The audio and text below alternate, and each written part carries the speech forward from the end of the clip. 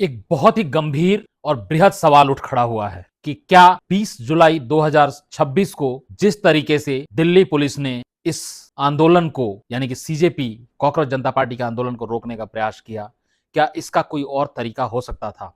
क्या कोई और ऐसा माध्यम था जिससे हम इस मारपीट को, इस विभत्स दृश्य को अवॉइड कर सकते थे? ये सोचना बहुत जरूरी है। परंतु दिक्कत यह है कि हम ये सवाल पूछें किससे, हम ये बात करें किससे?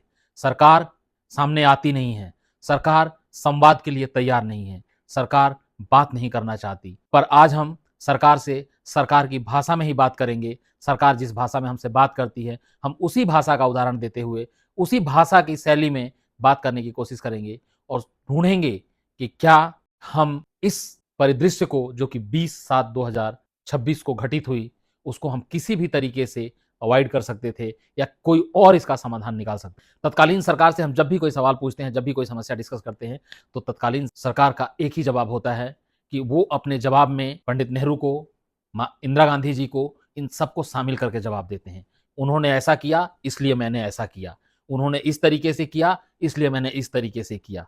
हम इसी बात को थोड़ा सा और आगे बढ़ाते हुए तत्कालीन जो समस्या है इसको पंडित नेहरू के परिप्रेक्ष्य में जांचने की कोशिश करेंगे कि अगर तत्कालीन परिस्थितियों में नेहरू जी होते तो इस समस्या का समाधान कैसे करते। अगर हमारे माननीय प्रधानमंत्री जी नेहरू जी को ही रेफरेंस मान के सारे काम को करते हैं और यही बताते हैं कि नेहरू जी ने गलत किया और ये अच्छा काम कर रहे हैं, तो मैं एक गलती यहाँ पर नेहरू जी के डिस्कस करना चाहूंगा। जिस समय नेहरू जी प्रधानमंत्री थे उस समय इलाहाबाद यूनिवर्सिटी के कुछ, यानी कि तत्कालीन प्रयागराज यूनिवर्सिटी के कुछ छात्रों ने आंदोलन कर दिया था और उस यूनिवर्सिटी के वाइस चांसलर ने उन छात्रों को निष्कासित कर दिया था।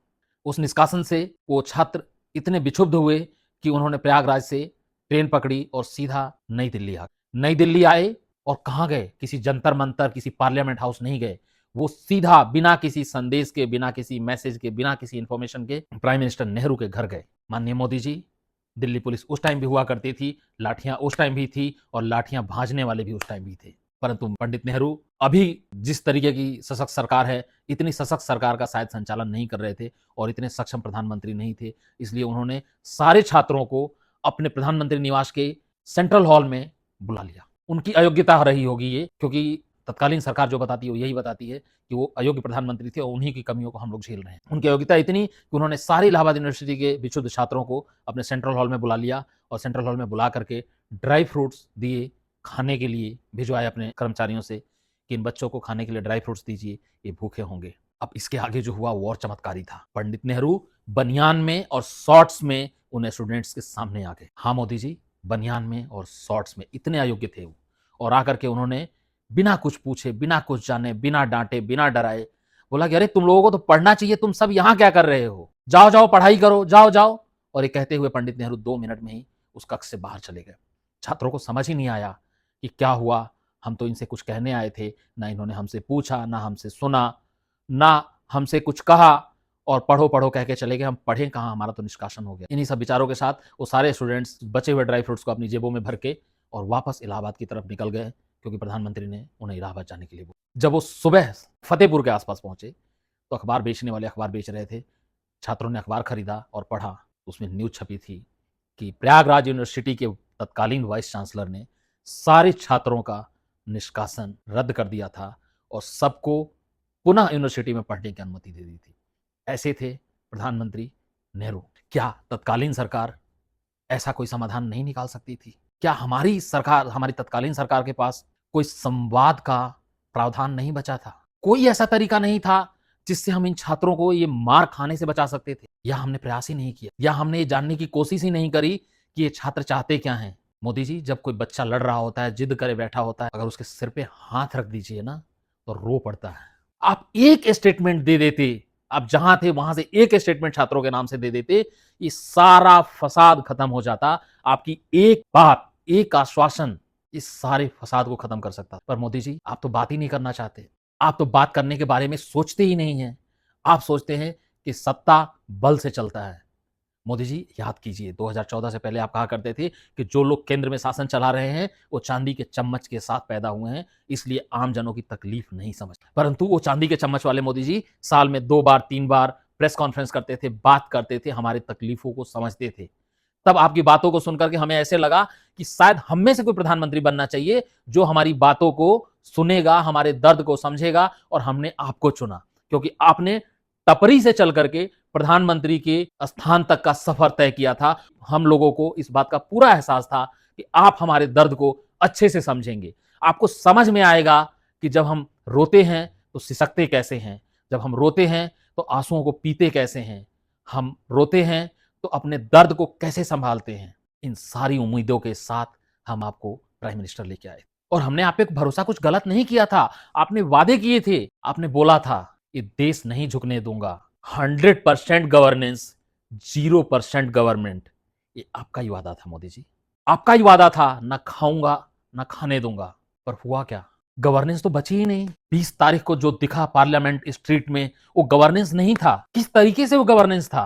वो गवर्नमेंट थी जो अपने पावर का, अपनी ताकत का इस्तेमाल उन निहत्थे बच्चों पे कर रही थी। दिल्ली पुलिस ने सिविलियंस के साथ मिलकर के जितनी ताकत थी उस पूरी ताकत से लाठियां भाजी उन बच्चों के ऊपर, पूरी जोर आजमाइश करी। मुझे कोई दिक्कत नहीं है ये कहने में कि नुकसान दिल्ली पुलिस का भी हुआ, चोट दिल्ली पुलिस के जवानों को भी लगा, पर मेरा कहना यह है कि क्या हम इसको रोक नहीं सकते थे? क्या हम इसको अवॉइड नहीं कर सकते थे? मोदी जी, गवर्नेंस तो रही नहीं, सिर्फ गवर्नमेंट बची है। अब बात करते हैं कि न खाऊंगा न खाने दूंगा। आप खाते नहीं हैं, इस पे 100% भरोसा है कि आप खाते नहीं हैं। पर ये तो अधूरा वादा हुआ ना मोदी जी, ये तो आधी बातें हुई ना।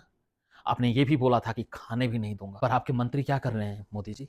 जुल्म कर रहे हैं, सता रहे हैं हम लोगों को, हम सिसक रहे हैं, रो रहे हैं। हम अपनी तकलीफ किसको बताएं मोदी जी? किससे जाके कहें कि हम तकलीफ में हैं? आप तो आते नहीं हैं। हाँ, साल में 4-5 आपकी मन की बातें आती हैं। आपकी मन की बातें तो हम 12 साल से सुन रहे हैं। हम अपनी मन की बातें किसको बताएं? किससे पूछें अपनी तकलीफ का इलाज? हम किससे कहें? आपकी जो टीम बी सोसाइटी में है, वो सवाल पूछने वालों को टुकड़े टुकड़े गैंग का टीम बी बता देती है, एंटी नेशनलिस्ट बता देती है। किसान सवाल पूछें, एंटी नेशनलिस्ट।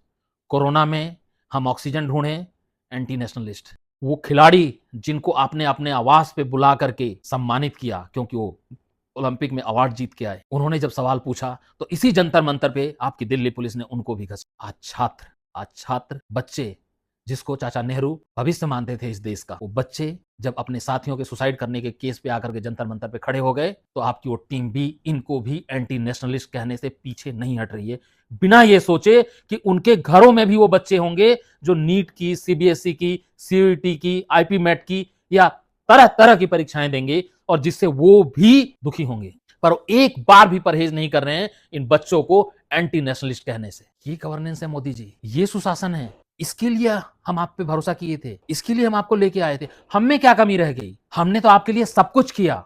आपने एक बार सत्ता का मौका मांगा था, हमने 3 बार दिया आपको। हम में क्या कमी रह गई? भुगत तो हम रहे हैं क्योंकि हमें कोई सुनने वाला नहीं है। पहली सरकारों में हम पे लाठियां नहीं पड़ती थी, आज लाठियां पड़ रही हैं हम पे, डंडे पड़ रहे हैं हम पे, हमारे बच्चे पीटे जा रहे हैं। किससे कहें मोदी जी हम जा करके? और ईमानदारी से बताइए, क्या वाकई आपके पास कोई और साधन नहीं था? मैं बताता हूं ना मोदी जी, आपके पास बहुत सारे साधन थे। आपकी एक स्टेटमेंट बच्चों को एड्रेस करने, किसी भी टेलीविजन पे आकर के, किसी भी रेडियो स्टेशन पे आकर के, और इस सारी फसाद की जड़ खत्म हो। पर आपने वो स्टेटमेंट देने की बजाय, वो आश्वासन देने की बजाय ताकत इस्तेमाल करना ठीक समझा। चाचा नेहरू ने कभी बच्चों पे ताकत इस्तेमाल नहीं करी थी। मोदी चाचा नेहरू कहते थे कि मैं तो 5 साल, 10 साल, 15 साल, 20 साल हूं, वास्तविक भविष्य तो ये यूथ है जो भारत को संभालेगा, ये बच्चे हैं जो भारत को संभालेंगे।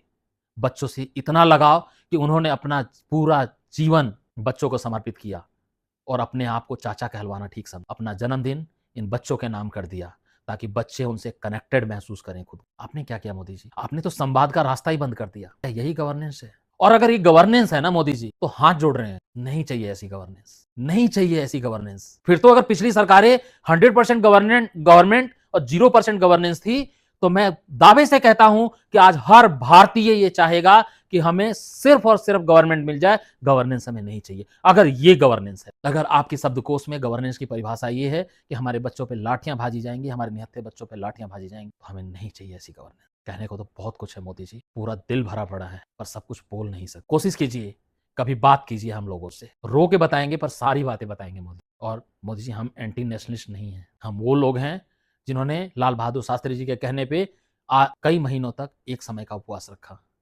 हम वो लोग हैं जो कारगिल युद्ध में अपने घरों के अनाज और गहने तक दान दिए। हम वो लोग हैं जो जमीन पे झंडा गिरा मिल जाए तो उसे उठा करके अपनी सफेद शर्ट से पोंछने में जरा सा गुरेज महसूस नहीं। हमें इस टीम बी से नेशनलिस्ट होने का सर्टिफिकेट तो कम से कम नहीं चाहिए। हम जानते हैं कि ये हिंदुस्तान हमारे लिए क्या अहमियत रखता है और हमारे कर्तव्य क्या है हिंदुस्तान के प्रति। जो एंटी नेशनलिस्ट का सर्टिफिकेट देते घूम रहे हैं, मैं उन संगठनों का नाम नहीं लेना चाहूँगा। वास्तव में वो खुद नेशनलिस्ट हैं या नहीं हैं, ये बहुत बड़ा सवाल है। बहुत सारी अपेक्षाओं के साथ मोदी जी, मैं अपने शब्दों को यहीं विराम देता हूँ और आग्रह करता हूँ कि अब से भी संवाद का रास्ता निकालिए। समस्या आप ही कहते हैं, आप ही के शब्दों को मैं रिपीट कर रहा हूँ कि समस्या चाहे जितनी बड़ी हो, संवाद से हर समस्या का समाधान निकल जाए। प्लीज अपने शब्दों पे अमल कीजिए। Thank you very much.